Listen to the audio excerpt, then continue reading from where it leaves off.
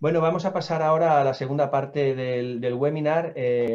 Nos acompaña ahora Rafael Rodrigo. Él es el secretario general de investigación en el Ministerio y sin duda era otro de los grandes elementos que queríamos tener en este cierre del ciclo, porque desde el Ministerio han estado liderando, coordinando todo este esfuerzo de la ciencia española, la lucha contra la COVID-19, y quién mejor que Rafael para que nos contaran, bueno, qué distintas iniciativas se están llevando a cabo, cómo han consultado, apoyado, aconsejado en la comunidad científica y sin nada más, Rafael, te cedo el turno de palabra y luego, pues como hemos hecho con Darío, habrá un pequeño turno de preguntas. Cuando quieras. Muy bien, muchas gracias, Javier, por vuestra invitación a estar en este seminario virtual, ¿no? Por así decirlo. Yo por continuar con lo que ha dicho Darío, diría que sí que es verdad que la ciencia tiene muchos lapsus donde se le olvida, pero luego se le necesita y sí se recurre a ella. Los países inteligentes no se olvidan de la ciencia y la mantienen durante mucho tiempo, de tal manera que cuando la necesitan realmente por una crisis, la ciencia es fácil de subir. Sin embargo, en España eso no ha sido la tónica, sino ha sido una raya en el agua en algunas ocasiones de la vida política científica española. Quiero decir con esto que cuando estamos sumidos en una crisis como esta, la ciencia siempre ha respondido, la ciencia está a un buen nivel, pero de esa necesidad tenemos que hacer la virtud para hacer nuestro sistema más robusto en el futuro. Cuando se salga de esta crisis, o tenemos un sistema más robusto o la participación española desde el punto de vista científico en cualquier crisis será menor. Y no ha sido este el caso. No ha sido el caso porque yo creo que España ha jugado un papel fundamental, no solo en la crisis sanitaria en nuestro país, sino también en colaboración con otros países europeos y con otros países del mundo. Dar una relación de todos los avances que se han hecho en estos 3 meses necesitaría como un mes más para poderlos explicar, pero simplemente voy a hacer mención a algunas de las cosas más específicas que se han apoyado desde el Ministerio y que se ha apoyado desde el Gobierno de España. Yo creo que hay que hacer notar que, por ejemplo, el Instituto de Salud Carlos III ha jugado un papel clave en esta crisis sanitaria. No solo sus investigaciones, como el Centro Nacional de Epidemiología o el Centro Nacional de Microbiología, siendo los centros de referencia para el diagnóstico del nuevo virus, creando digamos, los protocolos necesarios para su detección, etcétera, sino también con un apoyo ingente de parte del Ministerio de Ciencia, con un programa de financiación de proyectos denominado Fondo COVID-19, tan solo 24 millones, pero con una resolución inmediata. Y fijaros cómo la ciencia y los científicos españoles se movieron, que en tan solo 3-4 semanas en que estuvo abierta la convocatoria recibimos cerca de 1.400 al menos intenciones o proyectos para presentar. Evidentemente no pudimos hacer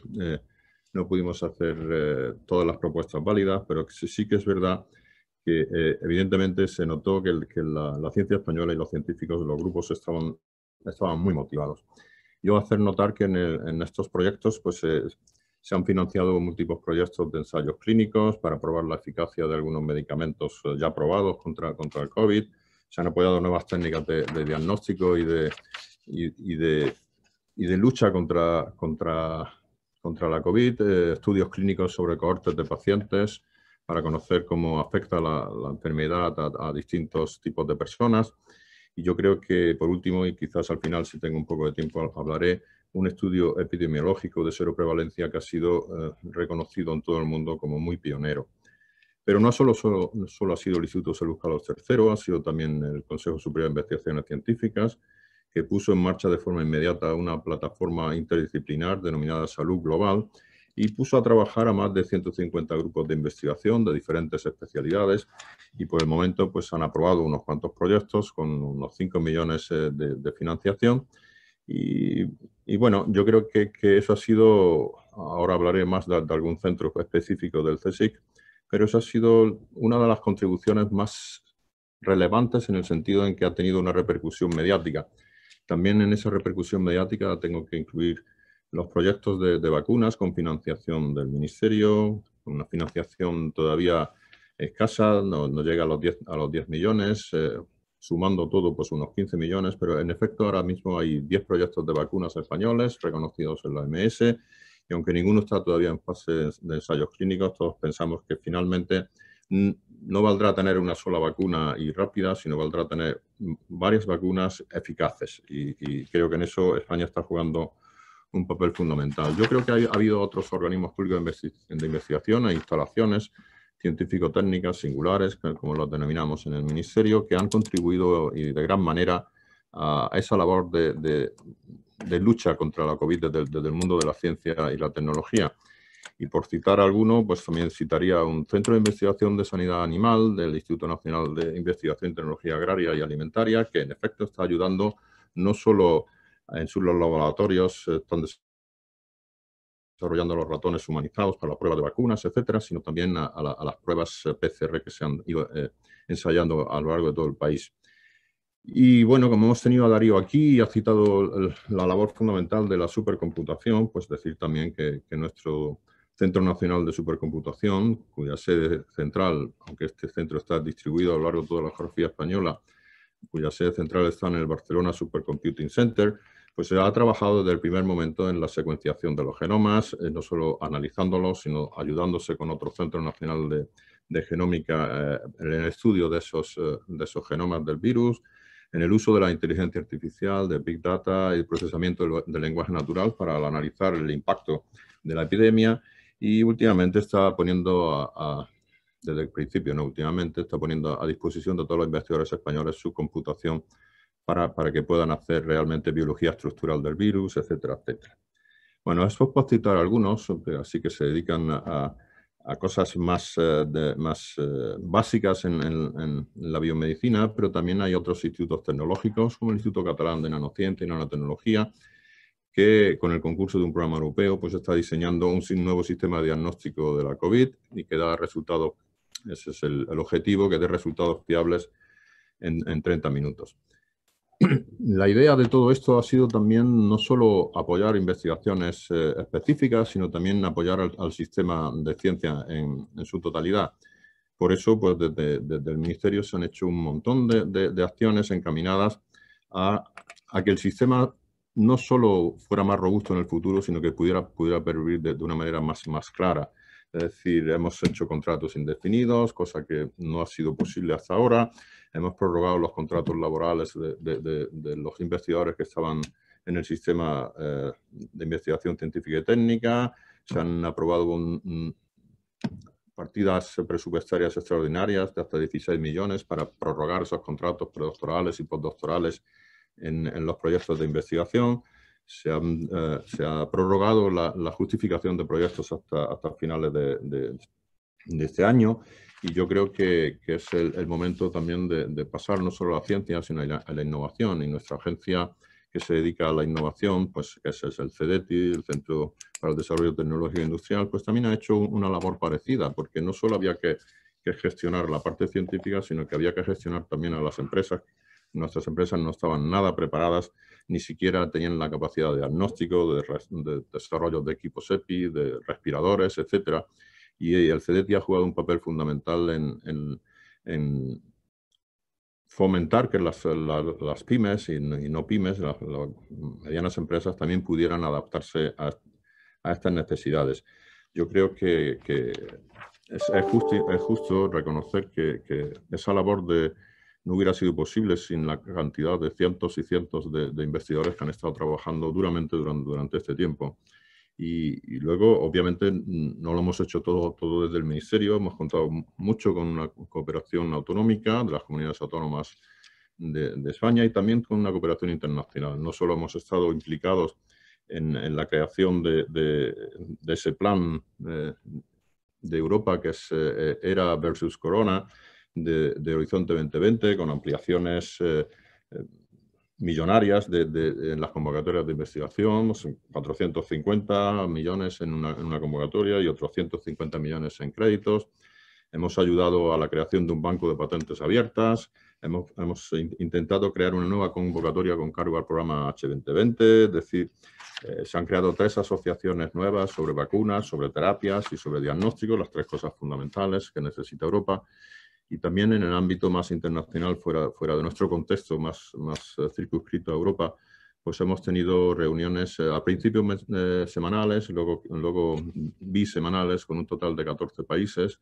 Que estas reuniones han estado organizadas por la Oficina de Política de Ciencia y Tecnología de Estados Unidos, es los asesores del presidente Trump en este caso, pero que incluía países europeos como Francia, Alemania o Italia, pero también Canadá, Japón, Nueva Zelanda, Corea del Sur, Portugal, Singapur y Reino Unido. Ya hemos estado intercambiando muchas opiniones y no solo eso, sino que fuimos capaces desde el principio de firmar un llamamiento a favor del libre acceso a las publicaciones sobre la COVID-19 y prácticamente todos los grupos editoriales que estaban haciendo inmediatamente respondieron a esa petición y han permitido el acceso público. Es decir, en este caso la ciencia no ha actuado de manera local, sino de manera global. Antes se decía de las empresas que habían llegado a compartir recursos sin necesidad de, digamos, de hacer acuerdos ni de firmar nada, pues en ciencia eso ha pasado exactamente igual.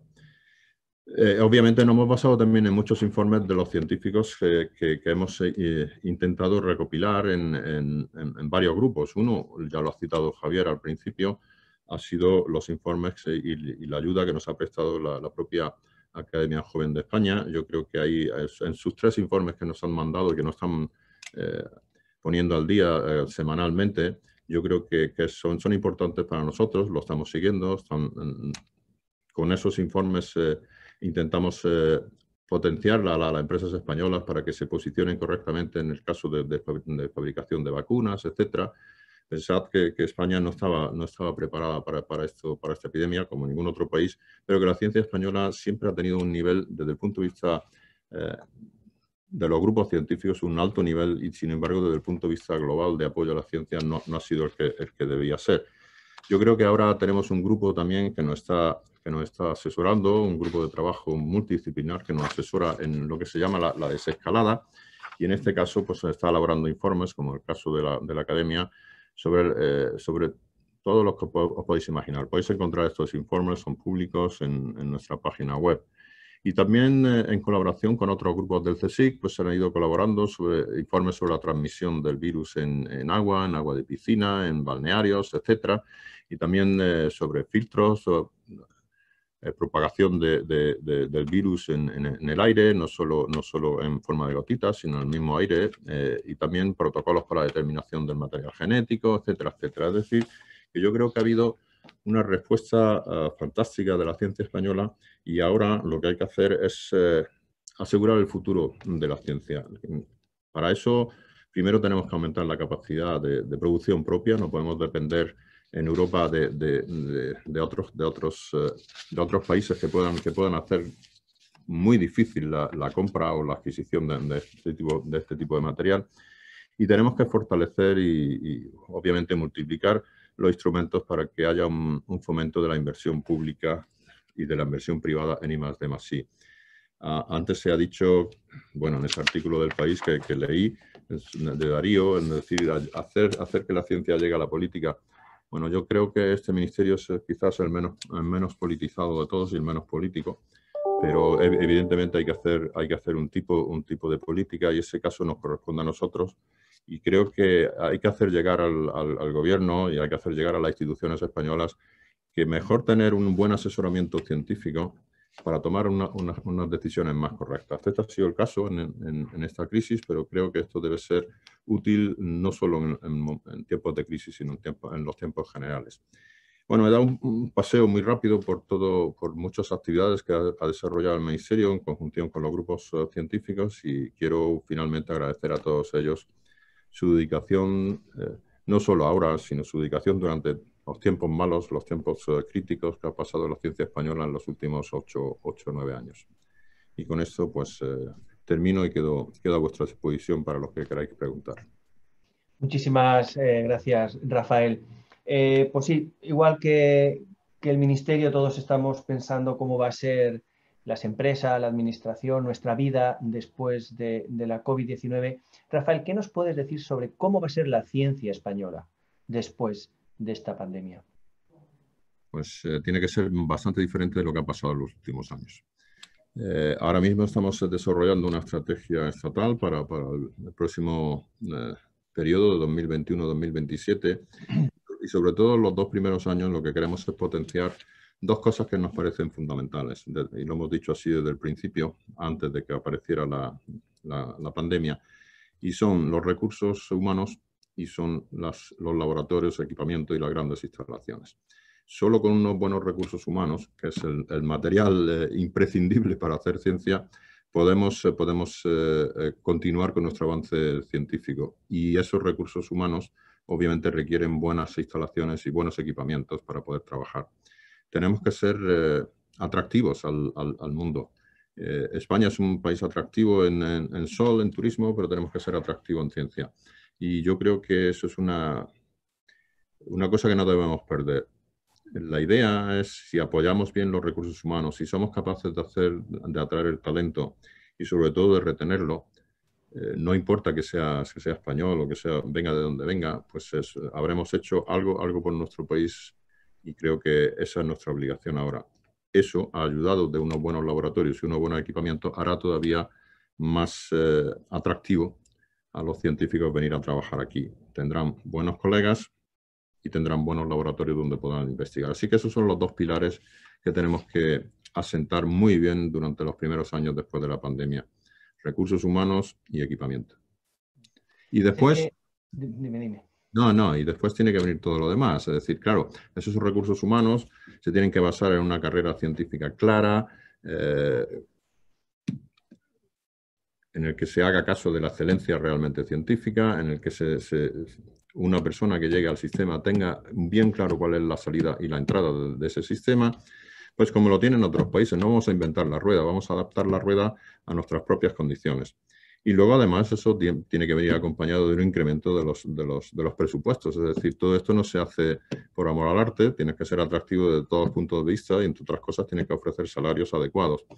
Y eso en España no ha sido concebido durante mucho tiempo, es decir, ha sido denostado. Yo creo que trabajar por amor al arte no es bueno, hay que dignificar las carreras y las carreras se dignifican pues, desde el principio. Por eso quizás somos ahora el único país que no tenga becarios predoctorales, no tiene becas, sino que tiene contratos predoctorales que son un poco más dignos, no todos lo dignos que hubiéramos querido, pero un poco más dignos que los anteriores. Creo que basándonos en nuestro potencial humano, que hemos demostrado ser buenos o tan buenos como los demás, y potenciando nuestros equipamientos, seremos capaces de llegar hasta donde queramos, hasta donde quieran nuestros científicos. La verdad es que eso supone un esfuerzo enorme también en financiación. Partimos de una posición muy lejana de los factores o de los niveles a los que España debería estar, ¿no? Somos uno de los países en el furgón de cola de Europa y, sin embargo, somos el tercer país en obtener recursos. Ahora somos el tercer porque el Reino Unido se ha ido. Pero somos el tercer país en obtener recursos del programa H2020, es decir, el programa de I+D+I más importante de europeo. Algo quiere decir eso. Quiere decir que nuestros científicos, nuestros grupos, nuestras empresas, porque las empresas también participan ahí, son capaces de ser muy competitivas cuando se les da la oportunidad. Así que eso es lo que tenemos que procurar, dar las oportunidades y favorecer un poco también que la administración sea lo suficientemente flexible como lo son las administraciones de Francia o de Alemania, por poner 2 ejemplos.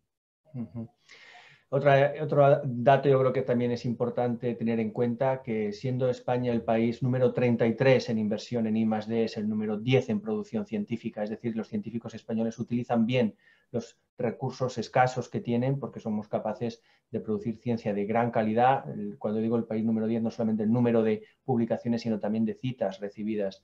O sea que la calidad de la investigación que se realiza en España es muy buena. Quizá el reto esté en transferirla al sector productivo. También es cierto, lo has mencionado antes, y tanto en esta legislatura como en la anterior, tuvisteis que lidiar con los presupuestos más prorrogados de la historia de España, con los presupuestos famosos de Montoro. Ahora, muy pronto, de nuevo un poco mi pregunta inicial sobre la ciencia después de la COVID-19, habrá que renegociar los próximos presupuestos generales del Estado.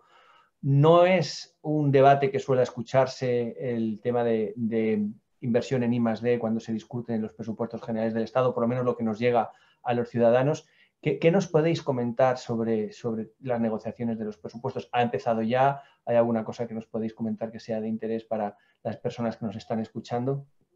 Es verdad que en la primera legislatura del presidente Sánchez, pues nos encontramos con un presupuesto que no era el nuestro y tuvimos que trabajar con él. Inmediatamente presentamos unos presupuestos para 2019 que suponían pues, un avance en la financiación para la I+D en España y desgraciadamente pues, no vieron la luz porque se fueron rechazados, como bien sabéis, por el Parlamento y consecuentemente se produjo tres elecciones nuevas para poder formar otra vez gobierno. Y inmediatamente de formar de gobierno, pues viene la COVID. Es decir, oportunidades de nueva financiación hemos tenido pocas, pero sin embargo, quiero decir que en estos 2 años casi que llevo como secretario del Ministerio, creo que hemos conseguido varias cosas importantes. Una es que no haya un rechazo por parte de otros ministerios a que la I+D se financie mejor, sino todo lo contrario. Y en efecto, ya no solo no se considera que la ciencia y la inversión, la ciencia no es un coste, sino que es una inversión de futuro. Y por lo tanto, también hemos conseguido ser capaces de convencer a nuestros homónimos de otros ministerios que estamos en el mismo barco, que tenemos que remar todos en el mismo sentido. En ese sentido, ha habido más flexibilidad, tengo que decirlo así, para nosotros de manejar presupuestos que de otra manera no hubiera sido posible. Y ha sido también posible incrementar nuestros presupuestos en 100 y en 200 millones anuales, a pesar de que los presupuestos estaban fijados, sacando presupuestos de debajo de las piedras, tengo que decir. Y eso no lo hemos hecho solos, lo hemos hecho con el concurso de los demás ministerios, a los cuales le tengo que estar muy agradecido. Has citado una cosa que a nosotros nos preocupa mucho, que es verdad, la ciencia básica española está bien, muy bien colocada en el mundo, puede pasar del 9 al 11, pero siempre está aproximadamente en esos términos. Sin embargo, como país que innove, como país que hace esa transferencia de ese conocimiento al sector productivo y por lo tanto a la sociedad, pues estamos muy atrás. Y yo creo que ahí fallan las herramientas, básicamente, y falla una conexión que debemos intentar de todas las maneras posibles entre lo público y lo privado. O sea, lo público no puede suplir todo y una buena colaboración público-privada es lo que hace que tengas una buena financiación en I+D+I. Y en ese punto estamos, es decir, hay que potenciar también que las empresas no abandonen la I+D+I. Hace poco la COE hacía un comunicado en ese sentido y creo que estamos totalmente de acuerdo y en ese sentido hay que flexibilizar las trabas burocráticas que no solo tiene la función pública, sino que también tiene la aproximación a lo privado y favorecer que los doctores que se formen en nuestro país no solo tengan una salida para investigación en un centro de investigación en una universidad, sino también hagan investigación en las empresas. Y las empresas tienen que reconocer que si no hacen esa I+D están condenadas en un momento determinado a hacer procesos repetitivos que no le van a llevar a un beneficio económico importante. Solo obtendrán beneficio si realmente innovan y hacen tecnología. Yo creo que hay muchos innovadores españoles y muchos empresarios que ya están decididos totalmente a hacer ese camino junto con lo público. Así que, bueno, es una labor que no se hace en un día, no se hace en dos, pero yo espero que los que nos sucedan estén por la misma vía, porque no hay otra, simplemente, y podamos así tener en este país una continuidad que nunca ha tenido en ciencia, siempre ha sido con dientes de sierra, o sube o baja, pero sube y baja muy rápidamente. Y la verdad es que desgraciadamente cada vez que baja, ha bajado más profundamente que ha subido. O sea que siempre hemos ido un poco para atrás. Y a pesar de eso, como tú bien has dicho, tenemos una cantera y unos científicos extraordinarios y creo que desgraciadamente pues en un momento determinado de nuestra historia reciente hemos perdido quizás una de las mejores generaciones, de las mejor formadas que teníamos en nuestro país. Y a mí me decían mis colegas alemanes, entre ellos el presidente Max Planck, que lo estábamos haciendo muy bien porque le estábamos mandando lo mejor y que a ellos le había resultado gratis esa formación y que ahora le estábamos mandando todo lo bueno.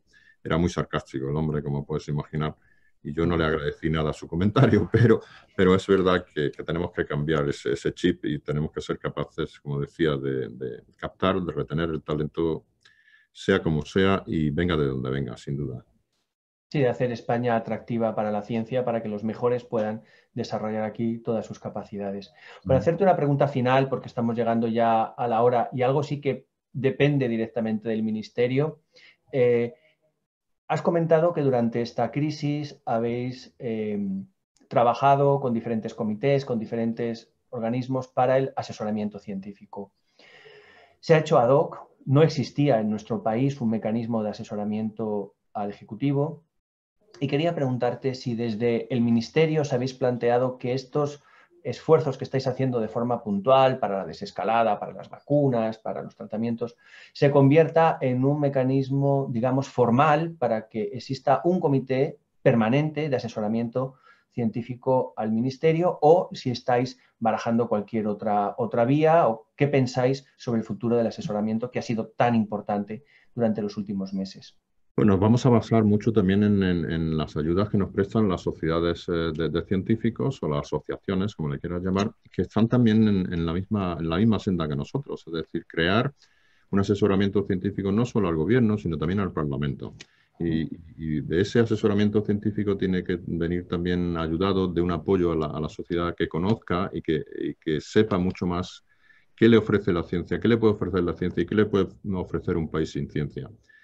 Todos los países a los que nos queremos parecer siempre, todos tienen una oficina de asesoramiento de la presidencia del gobierno o tienen una oficina de asesoramiento de sus parlamentos. Todos, sin excepción. Nosotros no podemos ser una excepción y si funciona en otros países, en el nuestro tiene que funcionar y mejor. Otra cosa que debemos hacer es también impulsar, igual que tenemos digamos, asesoramiento en nuestras embajadas, al menos en algunas de ellas, en asesoramiento cultural, asesoramiento turístico, comercio, etcétera.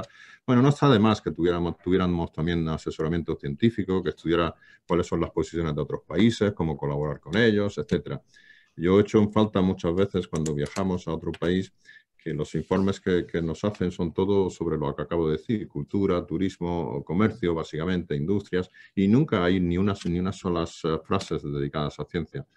En estos 2 años he tenido la oportunidad de relacionarme con muchos embajadores españoles y lo que me han pedido es eso, que lo quieren también, ¿no? Evidentemente no podemos tener la fortaleza de otros países en este aspecto, ni vamos a ocupar todas las embajadas, pero sí elegir 4, 5, 6, donde podamos tener una relación más fluida, donde podamos intercambiar opiniones con las comunidades científicas, etc. Yo creo que ahí, además, va a tener una labor fundamental las asociaciones de científicos españoles en el extranjero, que están haciendo una labor importante, que por primera vez un movimiento, vamos a decirle, civil, sin motivaciones políticas de ningún tipo, pues está haciendo una labor importante y ahí buscamos su consenso y buscamos su apoyo. De hecho, solemos hacer todos los años una reunión con ellos y suelen ser bastante fructíferas. Así que el asesoramiento científico no debe terminarse con la pandemia, no debe terminarse con la crisis, sino que debemos insistir y ahí buscaremos el impulso también de las academias, buscaremos asociaciones científicas y de las sociedades de científicos españoles en el extranjero. Entre todos, yo creo que seremos capaces de hacerlo, pero el Ministerio los apoyará. Creo que son ellos los que tienen que hacer ese primer movimiento para que no se vea que es un movimiento politizado, sino todo lo contrario, es un movimiento profesional. Y como no los has nombrado tú, los voy a nombrar yo. RAICEX y Ciencia en el Parlamento son 2 iniciativas que están desde hace ya años luchando por esto y trabajándolo, como dices tú muy bien, desde la sociedad civil. Y además me gustaría destacar también el tema de diplomacia científica, no solo de la inteligencia y la oportunidad empresarial que supone tener informes adecuados sobre cuál es la situación de la ciencia en el país o generar plataformas de colaboración entre científicos de los 2 países, sino además también de la marca España, de la España global, contar lo que hace España, de la ciencia española, por resolver los grandes problemas de nuestro tiempo, lo que están haciendo tantos científicos en España durante la COVID-19. Todas estas historias hay que contarlas porque es de la mejor diplomacia, de la que pone el país como un constructor de soluciones y no un generador de problemas. Creo que ese tipo de liderazgo científico lo puede dar la sociedad civil y sin duda cuenta con el apoyo del Ministerio de Ciencia e Innovación y el Ministerio de Asuntos Exteriores, pues ese impacto será muchísimo mayor. Bueno, sin nada más, Rafael, sé que también estás ocupadísimo, no queremos distraerte más. Te agradecemos muchísimo desde la Academia Joven de España la honestidad, la sinceridad, la disponibilidad que que nos has ofrecido para preguntarte de todo. Creo que ha sido una conversación muy útil y no podíamos haber cerrado mejor esta serie sobre cómo la ciencia española está contribuyendo a la lucha contra la COVID-19. En el nombre de mis compañeros de la academia, de nuevo, muchísimas gracias, Rafael, gracias a Darío, que nos ha tenido que dejar, y también a todas las personas, cientos de personas que nos han acompañado durante estas 5 sesiones. En el futuro vamos a continuar con webinars que vamos a hacer de forma mensual, ahora ya sobre diferentes aspectos del conocimiento en España. La Academia Joven de España no solamente trabaja en temas de ciencias, digamos, naturales o exactas, sino también en todas las disciplinas, y vamos a seguir estos webinars ya con temas más generales. Pues sin nada más, muchísimas gracias, Rafael. Gracias también, por favor, transmítelas a Pedro Duque, que era la persona que inicialmente estaba agendado para que participara. Sé que está en el Senado y que no ha podido acompañarnos. Transmítele también pues, nuestro cariño y todo el apoyo, y muchísima suerte con lo que estáis haciendo, porque de lo que hagáis vosotros también depende un poco la suerte de todos nosotros. Muchas gracias. Gracias a vosotros y buena suerte. Seguro que la tendréis porque la merecéis, o sea que es fácil. Muchísimas gracias, Rafael. Gracias a todos.